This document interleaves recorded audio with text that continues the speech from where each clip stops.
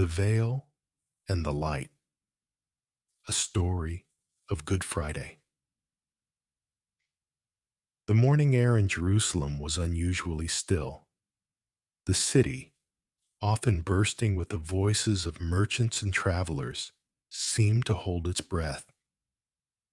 Clouds had begun to gather in the sky, as if even heaven was leaning closer to witness something that had been foretold for centuries. It was the day of preparation, and just outside the city walls, on a rocky hill known as Golgotha, a cross was being raised.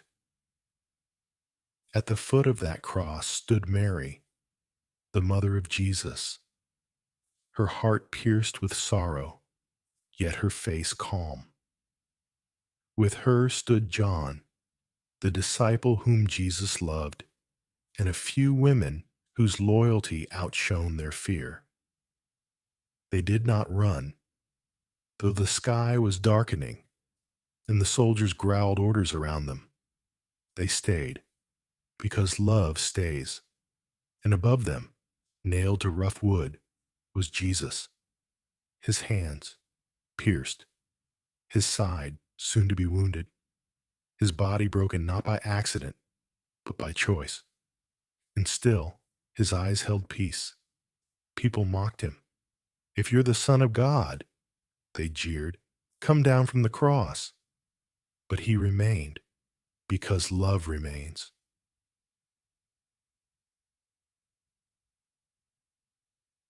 Earlier that day, before the nails and the hammer, there had been a garden, not the Garden of Eden, where the fall of man began, but a smaller one, called Gethsemane, where the redemption of man would be sealed. There, under the moonlight, Jesus had prayed, alone. His friends, Peter, James, and John, had tried to stay awake, but their eyes had grown heavy, and Jesus, though fully divine, bore a weight no mortal could understand. "Father," he whispered, "if it is possible, let this cup pass from me." And then, the words that broke the silence of eternity, "Yet not my will, but yours be done." A wind stirred through the olive trees. Some say an angel appeared, strengthening him. Others say the very earth trembled. Either way, something shifted in that garden, the final yes to the suffering that would save the world. Why, now, back at Golgotha, the skies grew even darker. It was only the 6th hour, noon, but the sun seemed to have vanished. Birds quieted. A chill swept through the crowd. Jesus, suspended between heaven and earth, looked down. His voice was weak, but still full of love. "Father, forgive them," he said, "for they do not know what they are doing." The crowd stirred. A Roman centurion, hardened by years of war and crucifixion, felt something stir deep in his soul. He had seen men die, but never like this, never with such dignity, never with such light in the midst of pain.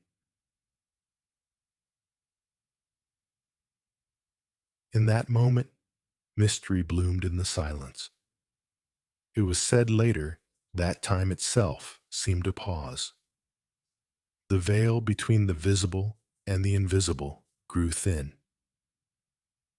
People in the city spoke of strange signs: lamps flickering, though no wind blew, dogs whimpering in corners, children staring skyward as if they saw angels. At the temple, something even more profound occurred. The veil, a massive curtain that separated the Holy of Holies from the people, was torn. Not from bottom to top, as man might tear it, but from top to bottom, as if an unseen hand had reached down from heaven and ripped it open. The barrier was gone. What was once hidden was now revealed. What was once far off, God's presence, was now near. Back on the hill, Jesus cried out, my God, why have you forsaken me?" It was the deepest cry of humanity wrapped in divinity. And then, with a final breath, he said, "It is finished." Not "I am finished," but it, the work, the burden, the curse. "Father, into your hands I commit my spirit." And he gave up his spirit willingly. The earth responded. The ground trembled. Rocks split open. Tombs cracked. A sense of holy awe swept through even the hardest hearts. The centurion, eyes wide, whispered, "Surely this was the Son of God." But this is not the end. Good Friday is not only a day of sorrow, it is the seed planted in darkness before the bloom of resurrection. Because somewhere in the shadows, hope stirred. As Jesus was taken down and laid in a borrowed tomb, a stillness settled on the world. But in the silence, something holy brewed. Some say the angels gathered at the tomb's edge, watching. Others imagine the souls in Sheol stirring, waiting to be set free. And the earth, holding the lifeless body of its creator, beat softly with the promise of sunrise. Mystics have said that for 3 days, all of creation leaned toward that stone tomb, like flowers leaning toward the light before it appears. Good Friday is the beginning of glory. It is the moment love broke the chains of judgment. It is the day when blood cried louder than guilt. It is the moment when the veil was torn, and we were no longer strangers, but beloved children. So now, as we reflect, let the story settle not only in your mind, but in your soul. Let it wrap around your fears and whisper, "You are not forgotten. You are redeemed." Let it speak into your darkness. There is always resurrection on the other side of surrender. Let the mystery of Good Friday draw you not into despair, but into hope deeper than grief and love stronger than death.